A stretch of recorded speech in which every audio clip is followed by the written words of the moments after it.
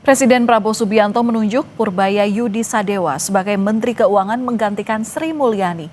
Purbaya dilantik bersama dengan sejumlah menteri lainnya di Istana Negara Jakarta pada Senin petang. Mensesnek Prasetyo Hadi menegaskan perombakan kabinet adalah hak prerogatif Presiden Prabowo Subianto. Hal ini dijawab oleh Mensesnek merespons pertanyaan soal alasan Presiden mengganti Sri Mulyani dari posisi Menteri Keuangan.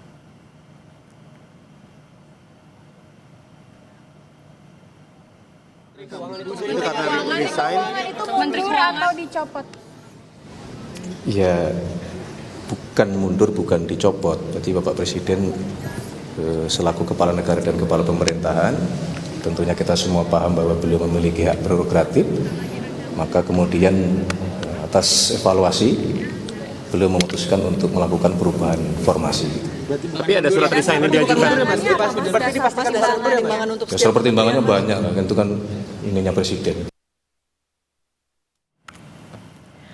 Presiden Prabowo juga mereshuffle Menko Polhukam Budi Gunawan. Namun, Presiden belum menunjuk siapa penggantinya. Mensesnek bilang posisi Menko Polhukam untuk sementara ini akan diisi ad interim.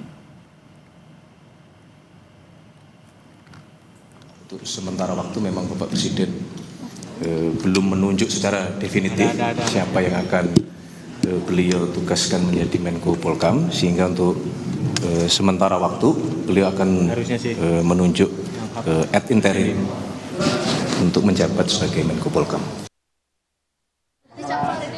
Presiden Prabowo Subianto mereshuffle 5 menteri dan menambah 1 posisi menteri serta wakil menteri untuk Kementerian Haji dan Umroh yang memang baru saja dibentuk. Pelantikan para menteri dan 1 wakil menteri ini berlangsung di Istana Negara Jakarta pada Senin petang.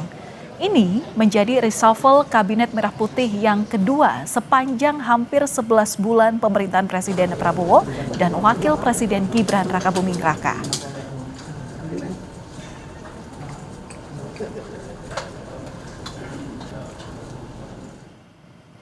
Posisi Menteri Koordinator Politik dan Keamanan yang sebelumnya dijabat oleh Budi Gunawan pun digantikan.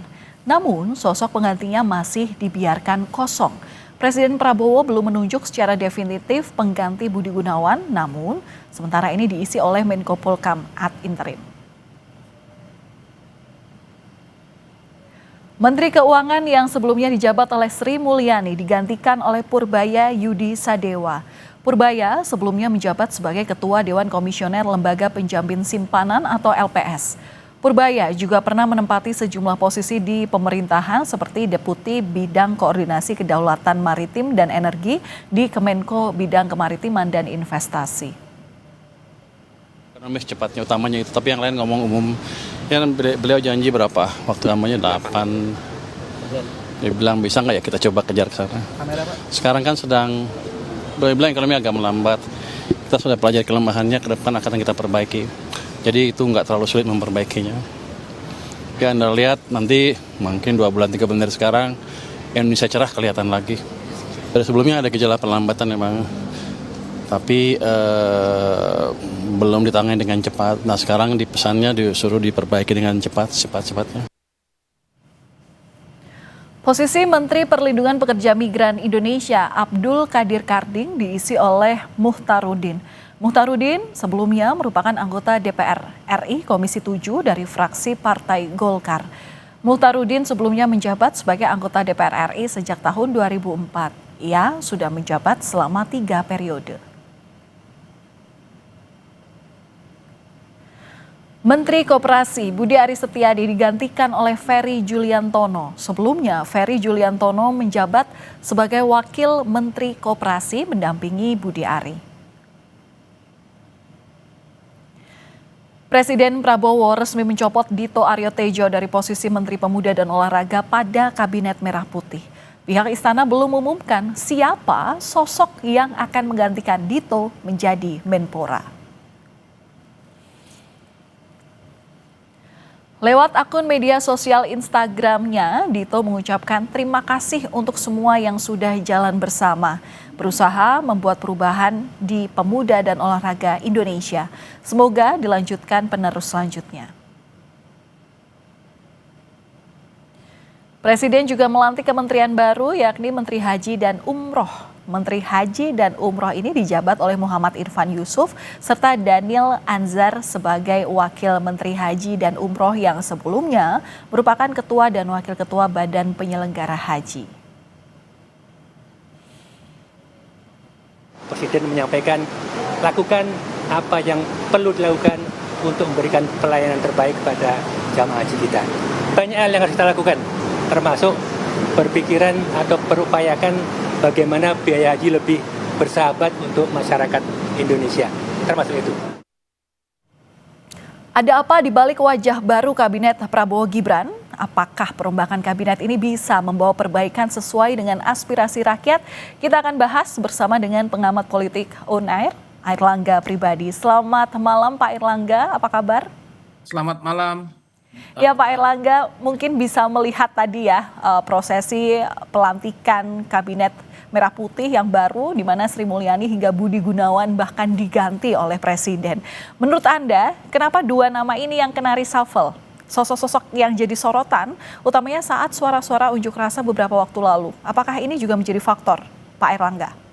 Iya, kalau kita lihat bahwa reshuffle yang dilakukan oleh Presiden kali ini tidak bisa dilepaskan dari tuntutan-tuntutan dan dorongan dari gerakan massa yang baru saja kita lewati baru-baru ini. Dan memang kalau kita lihat bahwa selain itu Presiden juga sepertinya memberikan isyarat bahwa selama jangka waktu tertentu sampai 1 tahun akan dilakukan evaluasi terhadap kabinet. Sehingga kemudian kita lihat bahwa pada momentum saat inilah kita melihat ada perubahan komposisi kabinet yang sedang berlangsung di mana beberapa nama yang muncul tidak bisa dilepaskan dari sorotan dan dorongan-dorongan publik dan respon pemerintah terhadap aksi yang baru dilakukan kemarin.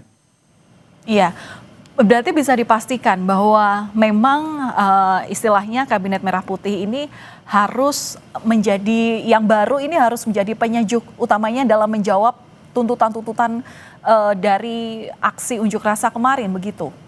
Iya, karena kalau kita lihat bahwa tuntutan dan aksi unjuk rasa yang dilakukan juga kemudian ada seruan 17-8 aspirasi segala macam itu sangat menentukan bagaimana dinamika legitimasi pemerintahan yang berangkat dari masyarakatnya, dari warganya.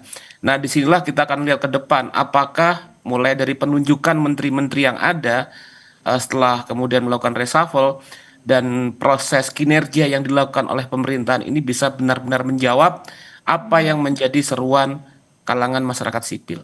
Ya, pasti itu nanti juga yang akan ditanyakan oleh kita dan akan kawal kita bersama ya.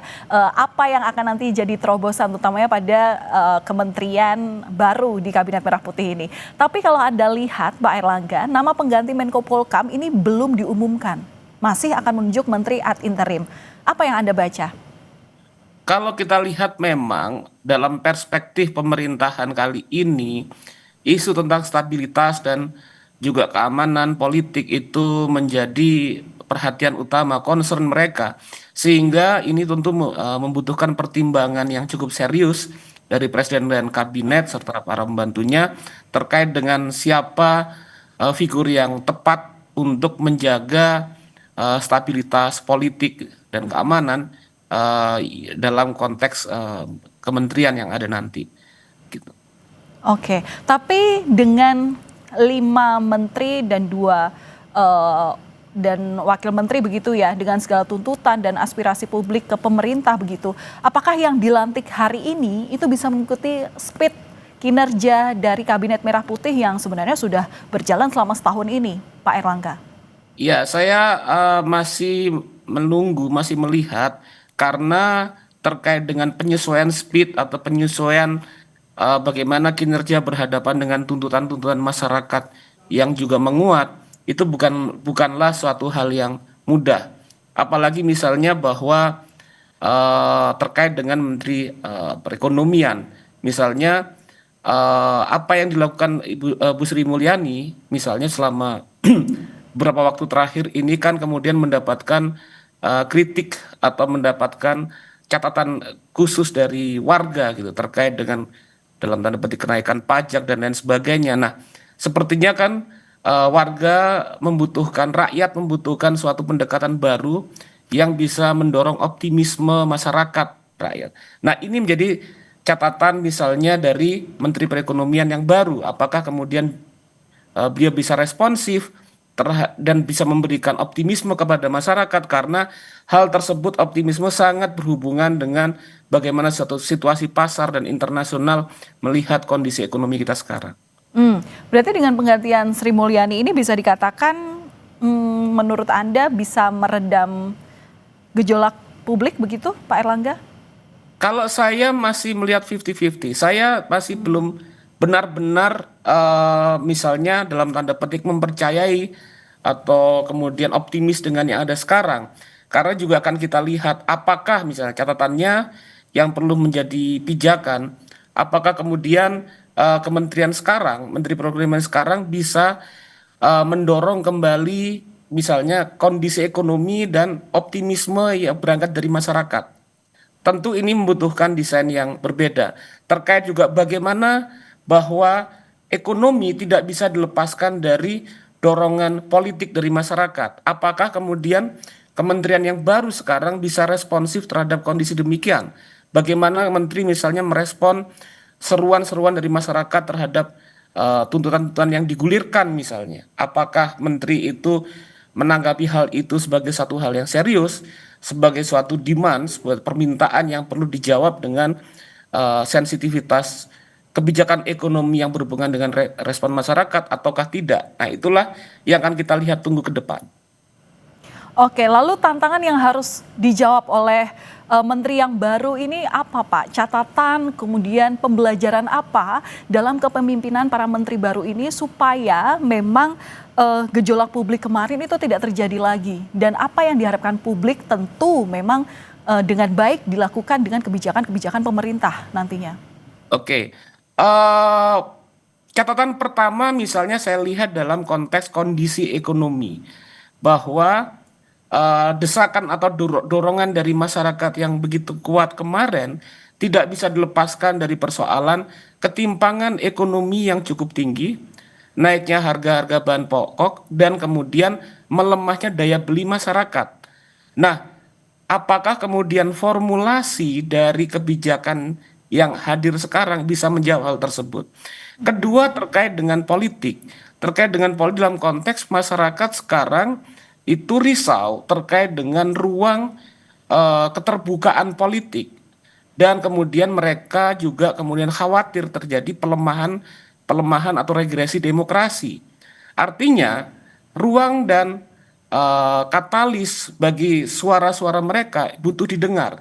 Terkait dengan hal tersebut, misalnya kita akan lihat apakah Menko Polhukam yang baru bisa menjawab dan memberikan ruang yang cukup baik bagi terbukanya saluran komunikasi politik dari masyarakat misalnya.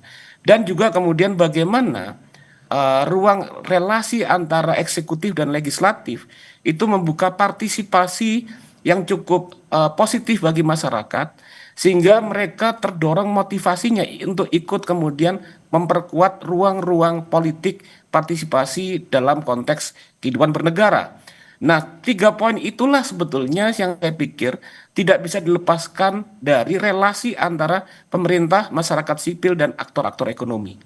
Ya, pertanyaan selanjutnya, kalau memang kita belum bisa melihat siapa sosok pengganti Budi Gunawan, menurut Anda sosok yang seperti apa yang cocok mengisi posisi ini, Pak Airlangga?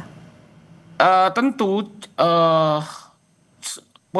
figur yang cocok untuk posisi ini adalah kalangan yang sudah matang dan juga punya wisdom terkait dengan bagaimana ruang-ruang politik agar pemerintah mendapatkan legitimasi yang kuat di kalangan masyarakat, maka kemudian bisa dibangun saluran-saluran politik demokrasi yang lebih baik, sehingga kepercayaan warga bahwa pemerintah ini kemudian membuka ruang dialog yang lebih luas, komunikasi politik yang lebih luas, partisipasi politik yang lebih luas, juga kemudian misalnya jaminan terhadap kebebasan berpendapat, itu kemudian bisa dijamin dalam pemerintahan sekarang. Saya pikir figur seperti itulah yang pas dalam konteks figur yang bisa menjadi Menteri Menko Polhukam. Demikian. Ya, tentu menteri yang bisa meningkatkan partisipasi publik itu yang terlihat nyata, itu yang nanti akan kita nantikan dalam siapa sosok yang akan menempati posisi ini. Baik, terima kasih atas insight yang sudah diberikan pada kami di Kompas Malam,